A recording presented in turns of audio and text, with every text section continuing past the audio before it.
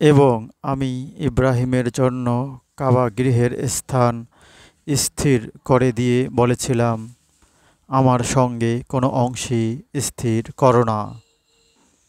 এবং তাওয়াফকারী, রুকু ও সেজদাকারীদের জন্য আমার গৃহকে পবিত্র রেখো। এবং মানুষের নিকট হজ ঘোষণা করে দাও, ওরা তোমার নিকট পদব্রজে ও সর্বপ্রকার দ্রুতগামী উটের পিঠে আসবে।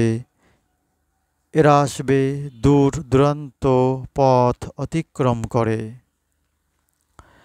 যাতে ওরা ওদের কল্যাণ লাভ করে এবং নির্দিষ্ট দিনগুলিতে আল্লাহর নাম স্মরণ করে। ওদের তিনি পশু থেকে তার জবাইকালে যে রুজি দিয়েছেন, তোমরা তা হতে খাও এবং দুস্থ অভাবীদেরকে আহার করাও। তারা যেন তাদের দৈহিক অপরিচ্ছন্নতা দূর করে এবং তাদের মানত পূর্ণ করে এবং প্রাচীন গৃহের তাওয়াফ করে। এটিই বিধান। এবং কেউ আল্লাহ কর্তৃক নির্ধারিত অনুষ্ঠানগুলির সম্মান করলে তার রবের নিকট এটি উত্তম। উল্লেখিত ব্যতিক্রমগুলি ছাড়া অন্যান্য পশু তোমাদের জন্য বৈধ করা হয়েছে। তোমরা মূর্তিরূপে অপবিত্রতা বর্জন করো এবং মিথ্যা কথন হতে দূরে থাকো। আল্লাহর প্রতি একনিষ্ঠ হয়ে এবং তার কোনো অংশী না করে।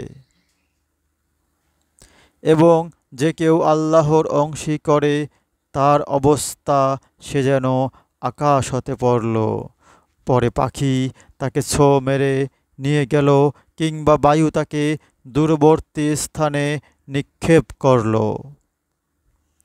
এটি বিধান। এবং কেউ আল্লাহর নিদর্শনাবলীকে সম্মান করলে এ তো তার হৃদয়ের ধর্মনিষ্ঠা স্বজ্ঞাত। এ সমস্ত পশুতে নির্দিষ্ট কাল তোমাদের নানাবিধ উপকার রয়েছে। অতঃপর মুক্ত গৃহের নিকট ওদের পৌঁছাতে হবে। আমি প্রত্যেক জাতির জন্য কোরবানির নিয়ম দিয়েছি, যাতে তাদের রিজিক স্বরূপ নির্ধারিত চতুষ্পদ পশু জবাইকালে আল্লাহর নাম নেয়। তোমাদের উপাস্য তো একমাত্র আল্লাহ,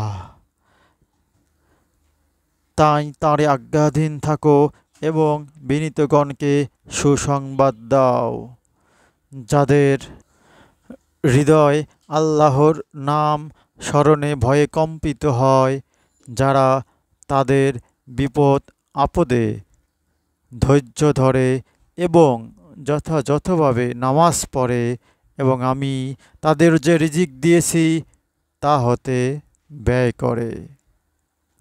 সূরা হজ আয়াত 26 থেকে 25। হে আল্লাহ পাক, আমাদের কোরআন বুঝে পড়ার তৌফিক দান করুন।